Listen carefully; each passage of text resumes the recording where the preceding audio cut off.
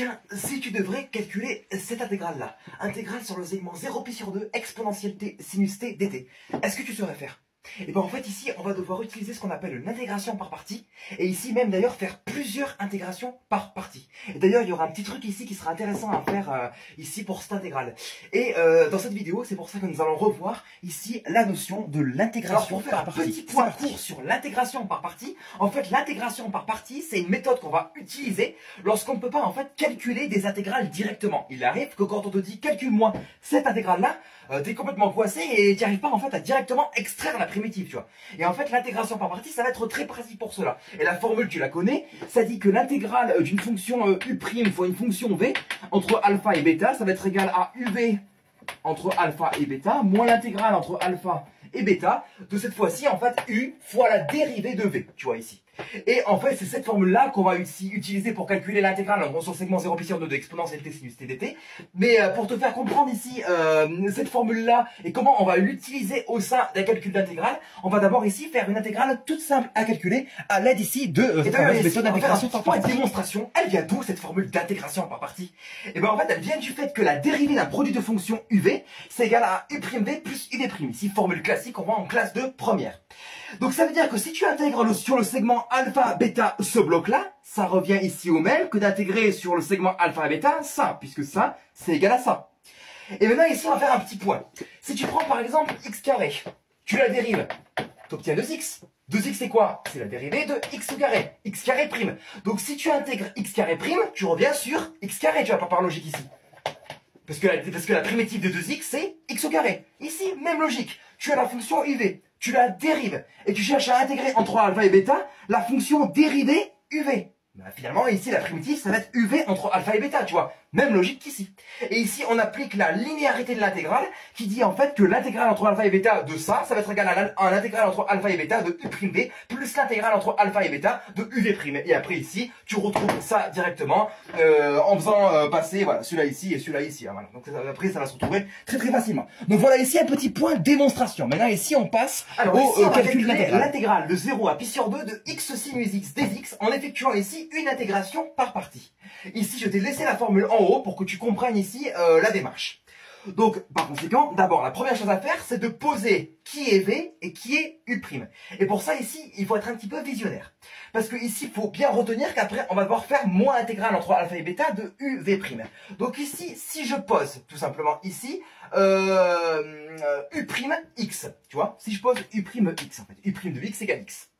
Ça veut dire que après, quand je vais faire moins intégrale entre alpha et bêta de UV', et ben je vais avoir du quoi? Je vais avoir du U ici qui va sortir. Et U c'est la primitive de ça. Donc c'est la primitive de X. Tu vois? Donc la primitive de X c'est quoi? C'est X au carré sur 2. Et V' ça va être quoi? Et ben V' ça va être la dérivée de sinus de X. La dérivée de sinus de X c'est cosinus de X, tu vois. Donc finalement après ici il va falloir intégrer X carré sur 2 cosinus de X. Donc, ce qui rend complètement compliqué la tâche, tu vois. Et là du coup ça sert à rien de faire une intégration de partie dans ces cas-là. Donc ici on va pas faire ça du coup. On va faire dans l'autre sens. Donc cette fois-ci on va poser V de x égale x et u' de x égale sinus de x. Comme ça, après, quand tu vas dériver x ici, tu vas obtenir quoi? Et ben tu vas obtenir du 1 parce que la dérivée de x ça fait 1 et il te restera 1 fois u et u sera égal à quoi? Et ben ça sera égal à la primitive de sinus de x, c'est-à-dire à moins cosinus x. Donc ici il faudra après que tu intègres moins cosinus x. Mais ça après tu sais faire parce qu'après il va y avoir la linéarité et des choses comme ça. Mais là après tu sais faire, tu vois ici. Donc c'est pour ça qu'il faut bien d'abord ici poser les bonnes fonctions au départ. Que l'on pose donc v de x on a égale x et u' de x égale sinus de x. Donc ça veut dire ici que v' de x égale 1 et que u de x est égal à moins cosinus de x. Alors ça ici, t'es pas obligé ici de le mettre sur une copie, toi. Ça, voilà, c'est pour toi, tu peux le mettre sur ton brouillon si tu veux. Mais sur une copie, quand tu connais par cœur la formule de l'intégration par partie et que t'es super à l'aise, tu vas directement. Hein. Donc ici, ça va être égal à quoi? En appliquant ici la formule, ça va être égal à UV entre alpha et bêta. Alpha ici, je te rappelle qu'il vaut 0 et bêta vaut π/2. Donc UV, je vais les chercher, donc ça nous fait du moins cos x fois x entre 0 et π/2, moins l'intégrale entre 0 et π/2. De UV'. U, je te rappelle ici que c'est moins cos x, multiplié par V', ici, qui vaut 1, des x. Ici, ça, on applique la formule de primitive de l'intégrale, ça nous fait du moins cosinus de π/2 fois π/2, moins cosinus de 0 fois 0, Ici, la linéarité va nous permettre de faire sortir le moins, et ici le 1 c'est comme s'il comptait pas, donc finalement ça revient au même que de dire que c'est plus intégrale entre 0 et pi sur 2 de cosinus de pi, ça c'est égal à quoi? Des x. Cosinus de pi sur 2 ça fait 0, donc ça se barre, et cosinus et 0 fait un truc, ça fait tout simplement 0, donc tout ça se barre. Il nous reste quoi? Il nous reste l'intégrale entre 0 et pi sur 2 de cosinus de x des x. Donc ici on cherche une primitive de cos x, c'est sinus de x. Donc sinus de x entre 0 et pi sur 2. On applique la formule et ça va nous donner sinus pi sur 2 moins sinus, voilà, de la deuxième borne. Sinus de pi sur 2 ça fait 1, sinus de 0 ça fait 0. Donc l'intégrale ici, il vaut 1. Maintenant ici on s'attaque à l'intégrale de départ. C'est parce que il m'a fait galérer aussi, tu vois ici. Parce que hier j'ai révisé un petit peu, mais parce que pour ceux ici qui le savent, moi je rentre en prépa. Et donc je révisais mes trucs de prépa et je suis tombé ici sur cette intégrale là à calculer à l'aide ici de plusieurs intégrations par partie. Mais en fait, cette intégrale, il m'a quand même fait chauffer la tête. Parce que je me suis dit comment je vais pouvoir ici péter l'exponentielle. Je vais t'expliquer ici. En fait, moi, ce que j'ai fait, c'est utiliser l'intégration par partie, comme j'ai dit. Donc ici, j'ai posé tout simplement u de t égale exponentielle t et v' de t égale sinus t. On applique la formule. Donc ça va nous donner uv entre 0 et pi sur 2. C'est-à-dire ici exponentielle de t fois la primitive ici de sinus de t qui fait moins cos t. Donc moins exponentielle t cos t entre 0 et pi sur 2. Moins l'intégrale entre 0 et pi sur 2 de u' fois v, donc c'est-à-dire exponentielle de t, fois v qui est toujours égal à moins cos t. Donc fois moins cosinus de t. Et tout ceci encore se simplifie avec la linéarité de l'intégrale. Et là, ici, et ben en fait, on va refaire encore une autre intégration par partie. Parce que tu vois ici, bah t'es pas heureux, tu vois ici. Là, t'es encore en galère, t'as exponentielle t cos t. Bah, tu vois ici, ça tu sais pas extraire la primitive encore. Donc on va réintégrer encore par partie une deuxième fois. Ça, on laisse comme c'est. Donc ça va nous faire de moins exponentielle t cos t entre 0 et pi sur 2.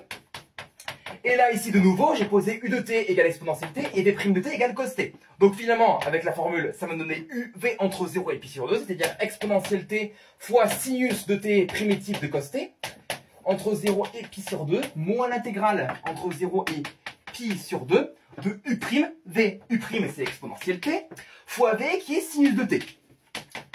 Dès que je suis arrivé ici, bah, en fait, j'étais complètement bloqué, en fait. Parce que si je réintègre encore par partie ça une troisième fois, et ben en fait, ça revient à la même chose, tu vois, qu'on a intégré ça au départ. Moi je dis, mais qu'est-ce que c'est que ce bordel là? Tu vois, je me suis dit, parce que, pourquoi en fait c'est embêtant? Parce qu'on sait que la dérivée de l'exponentielle c'est elle-même. Donc ici, à aucun moyen tu pourras faire péter l'exponentielle ici. Parce que même ici, que tu poses ici, v' égale exponentielle de t, quand après tu vas faire moins l'intégrale de v u', tu auras exponentielle de t. Si tu poses u égale exponentielle de t, quand tu feras l'intégrale u' v après moins l'intégrale de v, tu auras l'exponentielle de t. Et là ici, attention, interdiction de mettre exponentielle de t devant, hein. Ici c'est pas une constante qu'on peut mettre devant par linéarité. Donc ici on est bloqué. Mais en fait ici, il faut voir quelque chose. C'est pétant que l'intégrale de départ, tu vois.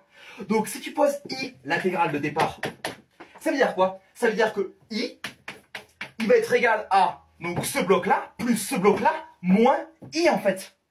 Et donc là, tu vas obtenir en fait une équation avec ton inconnu i que tu cherches en fait, parce que ça, ce sont les nombres que tu connais, qu'on va calculer ensemble. Et donc à la fin, tu pourras ici trouver i, qui est en fait la valeur de l'intégrale, tu vois. En fait, d'abord, on va d'abord calculer, qu'est-ce qu'on va faire ici, les deux blocs entre crochets, je peux le dire.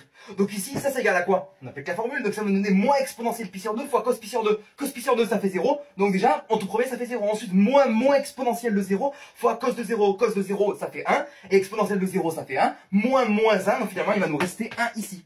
Et ça c'est égal à quoi? Exponentielle de pi sur 2 fois sinus pi sur 2. Sinus pi sur 2, je te rappelle, ça fait 1. Donc ça fait exponentielle de pi sur 2. Moins exponentielle de 0, sinus de 0. Sinus de 0, ça fait 0. Donc finalement, tout ça, ça va être égal à exponentielle de pi sur 2. Qu'est-ce que ça veut dire? Chercher à calculer au départ qu'on note i. Ça va être égal à ça qui vaut 1. Plus ça qui vaut ici exponentielle de pi sur 2. Moins en fait le même intégral pour chercher à calculer au départ. Et là tu as une relation avec i. Donc ça veut dire que 2 fois l'intégrale cherchée est égal à 1 plus exponentielle de pi sur 2. Donc l'intégrale initiale cherchée est égale à exponentielle de pi sur 2. Le message que je voudrais faire passer ici dans cette vidéo, c'est que en fait en maths, testez. Et au bout d'un moment ici, vous allez vous rendre compte que pour la plupart du temps, quand vous allez tester beaucoup de choses, en fait vous allez obtenir le bon chemin en fait. Tu vois, moi ici quand j'ai fait l'exercice hier, je me suis dit bah tu vois j'étais coincé et après je me suis rendu compte ah ouais donc ça c'est l'intégrale de départ. Donc après tu vois j'ai plus calculé. Tout est clair et que ça vous a plu.